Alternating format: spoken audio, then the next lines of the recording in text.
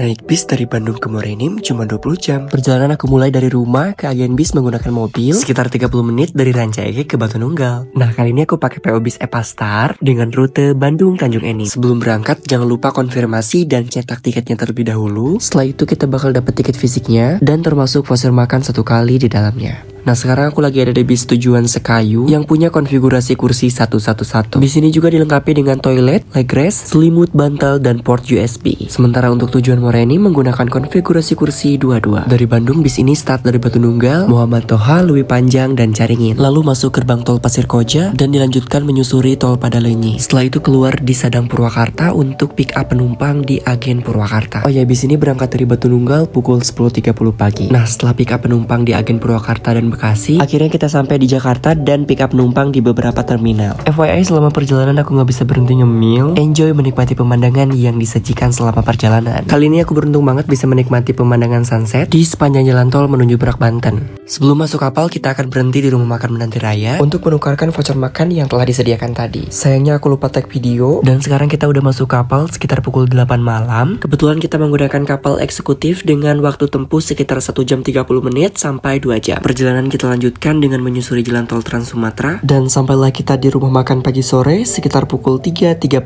pagi, dan berhenti 30 menit sebelum kita melanjutkan perjalanan. Setelah 4 jam berlalu, akhirnya kita sampai di Muara Enim. Oke guys, thank you for watching and see you on the next trip. Bye bye.